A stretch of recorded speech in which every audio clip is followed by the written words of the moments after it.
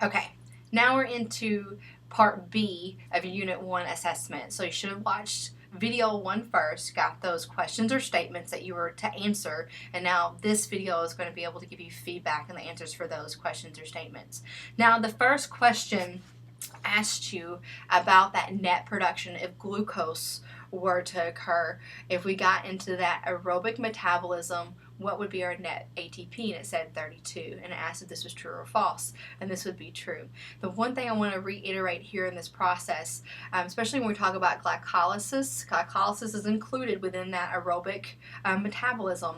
Glycolysis, whether oxygen's present or not present, it's not going to change how it works. Okay, so if glucose starts it out, we're going to use up an ATP in stage 1, stage 3. Now we produce 4 ATP in stage 7 and 10, but because we're looking at net production, we're going to subtract those 2 that we used earlier on in glycolysis. We're going to have 2 at the end there, and we include that in our total number within that Krebs cycle, because we had pyruvates that are going to convert over to acetyl-CoA, and because we have 2, it's going to go around that Krebs cycle twice. Okay, and that's where we're going to net that 32 ATP.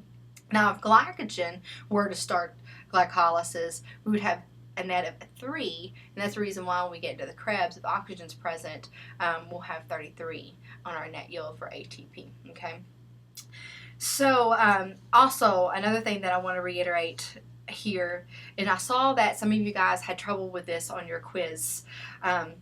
When we talk about the end product of glycolysis, yes, pyruvate is an end product, but the question asks, what's our final product? And that's with the presence of oxygen, or maybe without the presence of oxygen. We want that final product. So if we get to the end there, we have our 2-pyruvate. The final product, if oxygen is there, it's going to be that acetyl-CoA, because we have to have acetyl-CoA to go within that Krebs cycle, because this ATP PCR and the glycolytic system, they all happen outside the mitochondria in the cytoplasm, cytosol, or sarcoplasm. They all mean the same thing. They happen outside the mitochondria. So we have to get within. The only way we can get within that mitochondria to get that aerobic is it has to be acetyl-CoA to enter within and help start that Krebs cycle. And then also, if oxygen is not there, then that pyruvate is going to change over to lactic acid, and then we're going to be able to take that lactic acid and then metabolize it, and then that way we can still be having our glycolysis process, and we'll metabolize it as long as that we're able to not overproduce to what we're able to remove to metabolize. Now, the next statement had you looking at the structure of the muscle. So we said the epimysium relates to the entire muscle structure, as the endomysium relates to what? And this is kind of taking you through that structure from largest to smallest. So go back and look at that at the beginning of your chapter. Look at that structure of the muscle tissue. So you have the big muscle, and it's covered with a sheath called the epimysium, and then that muscle is made of these bundles called your fasciculi, and that fasciculi is covered with your perimysium. And then within those bundles, it's made up of those muscle fibers, and those muscle fibers are covered with that endomysium. So the good way to remember that is endo being the most inner of that structure. So if you're not comfortable with the anatomy of that muscle, make sure, maybe you forgot, make sure you go back and relook at that, because you will have to know that for your exam. Now, the next question asks about a heavy lifting task, and that we would immediately go to type 2X recruitment for this heavy lifting task, because it's the most appropriate for the job. And it asked if that was true or false. And this would be false. And the reason being is that orderly recruitment principle. We always go from small to largest. So type 1 fibers are smaller, and then we have 2A, and then we have 2X. We always go from small to largest. And the reason being is 2 factors here. It's to limit fatigue production here, because we just automatically always went to that type 2. You remember, these fibers, they fatigue very fast, especially in comparison to type 1. If it's unnecessary, then we are not going to do that. Okay, so we want to lessen fatigue where necessary.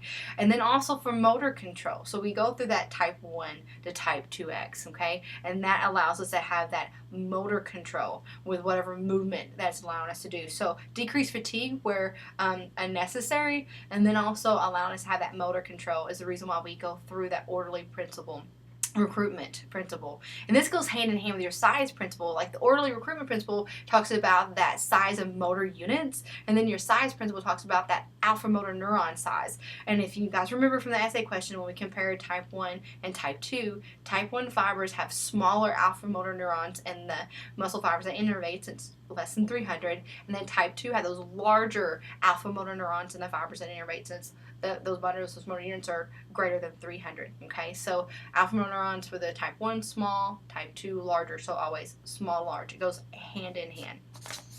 Now, for aerobic metabolism, when we get to fat metabolism, if we break down those triglycerides through the process of lipolysis and we get those 3 fatty acids, glycerol doesn't mean anything, it just kind of goes away. But those 3 fatty acids, for them to be able to be or come into, for us to utilize aerobically, they have to be converted to acetyl-CoA, and this is through the process of beta oxidation. Okay, so whether it's our free fatty acids coming into play, or if we're looking at our other substrate glucose going through glycolysis, you have your end product there, that pyruvate. No matter what, to get into the Krebs cycle, they have to be converted to acetyl-CoA to come within that structure and to allow or initiate that Krebs cycle, okay? So free fatty acids do convert to acetyl-CoA, and it is via beta oxidation, so this would be true. Now, if we were going to sample your muscle tissue and look at enzymatic levels, so maybe look at that succinate dehydrogenase, and another enzyme that we would look at is citrate synthase. And if you had high levels of this enzyme, that would tell me the oxidative capacity of that muscle tissue. Now, if we had low enzymatic levels of these enzymes, that would tell us that we had poor oxidative capacity or low oxidative capacity of the muscle. And it just depends. Remember, these 2 enzymes are associated with the Krebs cycle. They're within the Krebs cycle. So if we test that muscular tissue and it has these high enzymatic levels, that's going to let us know that we have more well-developed mitochondria within this muscular structure, those muscle fiber structures that we are looking at and analyzing. Now, I said in that first video, if you had a marathoner come to you and tell you about their race, and maybe they said about mile 20, they hit the wall.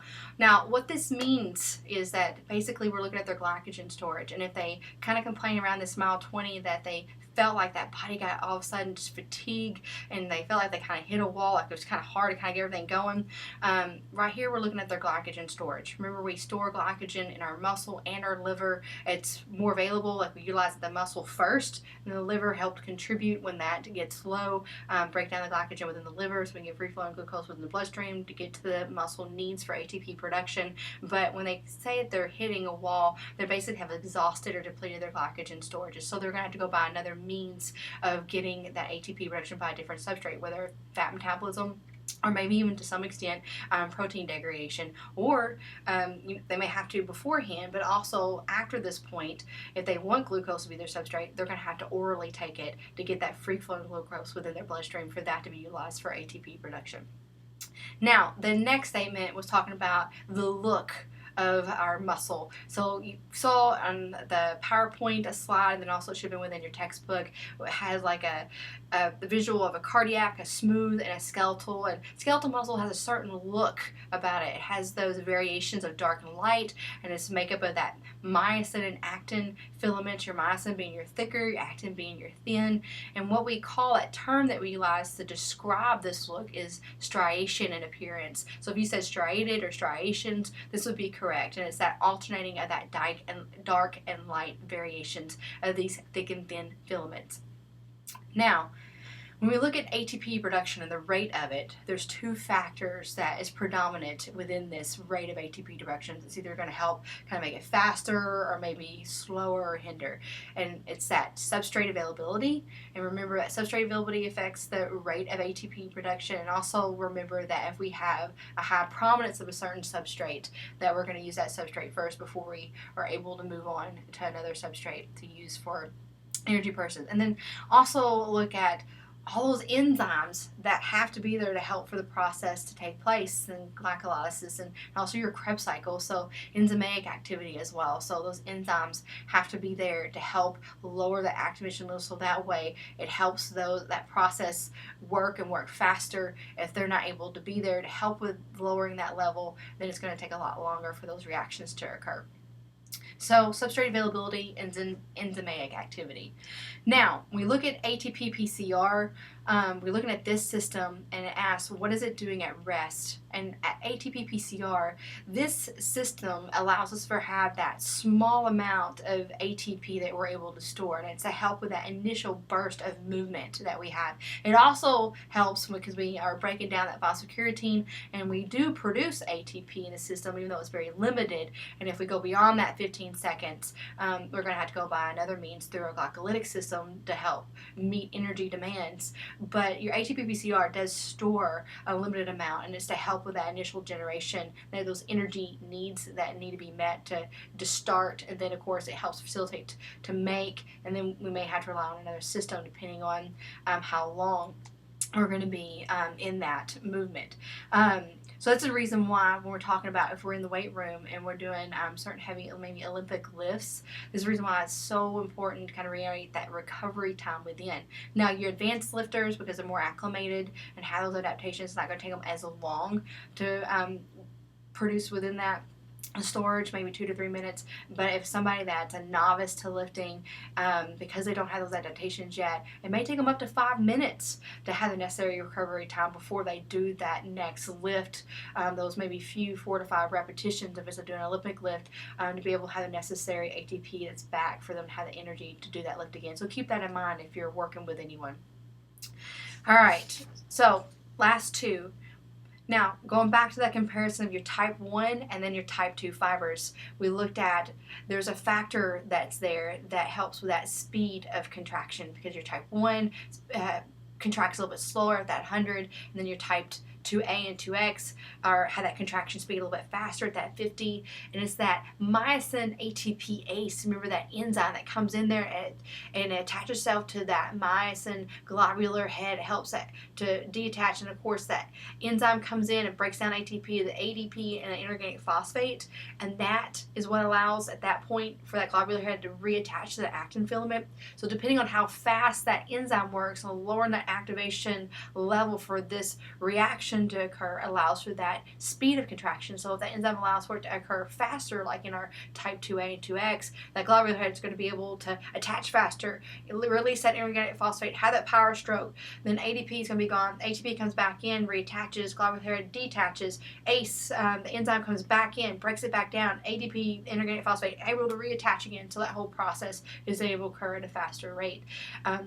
So the enzymatic activity there will allow for that speed of contraction, and it's that myosin ATPase.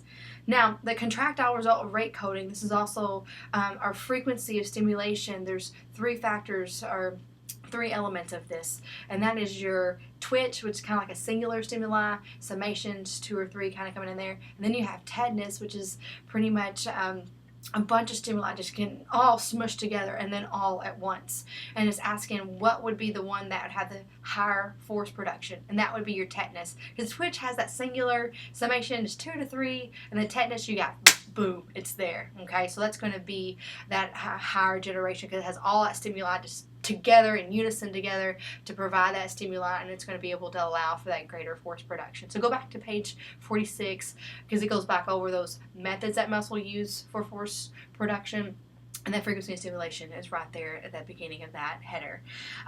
This is pretty much it. I kind of went off topic a little bit to kind of give you some other areas of focus for your unit exam. Make sure that you reread the chapter, reread your essay questions. Anything that was on the quiz is fair game as well. Allow yourself enough time too. I want to kind of hint that you need to know the steps of that excitation and contraction coupling, and then also how ATP works within that excitation, contraction, coupling as well. So I just went over it. So make sure you know all these things because you're going to have an essay question on your exam. So make sure you give yourself plenty of time to get through those 50 questions, mainly going to be comprised of true and false, multiple choice, and then you got that essay at the end, and you only have 75 minutes. So make sure you move through those questions so that way you give yourself enough time to answer the essay question to the best of your ability. Again, you know where I'm at. You can come by my office or you can send me an email, and good luck. And if you have any problems with your exam, if you happen to get kicked off for any means, make sure that you email me immediately and then I'll reset that for you. And please don't wait. to the very last minute. Make sure that you assume that you're going to have tech issues, and that way that you can get your exam done and in the necessary time allotted.